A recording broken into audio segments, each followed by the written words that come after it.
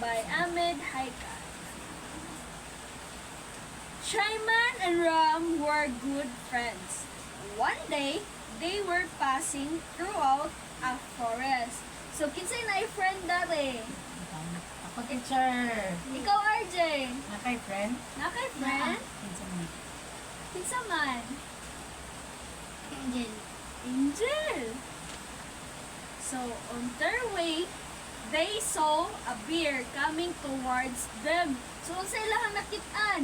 Beer. Ito sila sa beer.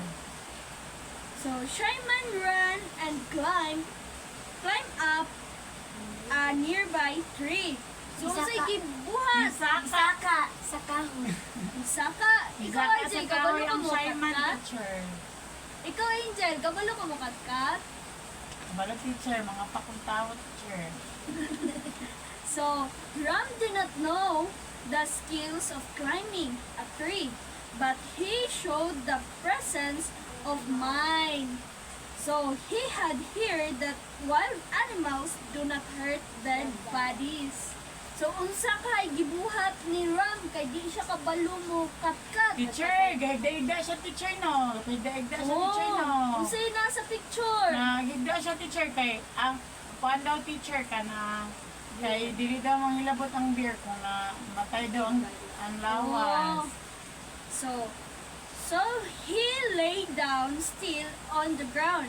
He closed his eyes and held back his breath. So nihigda siya. Dayon Wala na siya na ginawa, teacher. paghuman niya iyang gipugnan iyang ginhawa para Patay na dili sila sa siya teacher. Gipugyan na yung ginawa. mailhan niya buhi siya. So the bear came to Ram. He sniffed Ram's ears. So he thought that the man was dead and went away. Isa man daw, teacher. So, ang gibuhat ni Ram is pag-abot sa beer, nagpatulog-tulog siya, pagkahuman, gisimutan iyang dalungan. Pagkahuman, ana siya nga, gatuo ang beer, napatay na ang tao. Sumoto, ni hawa ang beer.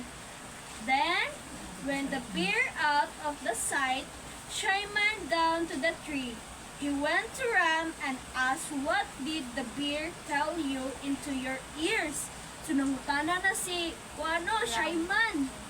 Kay nganong wala siya gipaak o nganong wala siya gilabtan sa bear.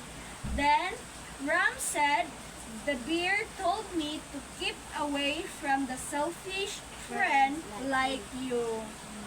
Na selfish ang friendly kung ang teacher. Nila. Katong si Shaiman. Dayon, gaan ba ninyo inyong mga friend o Depende, teacher. Kung adlok ayaw tong kuan, teacher. Katong Para sa mga inyo, teacher. Para sa inyo, Dagan ko, teacher. Iya dagan. dapat dili na ninyo buhaton. Ano naman, teacher? Kay ang friend dapat magtinabangay o dili biyaan ang friend ha. Yes, teacher.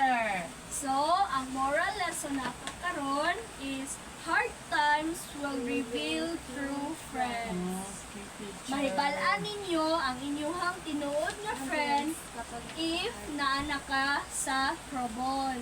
Yes, So, teacher. nasabtan na ba ang story? Yes, teacher.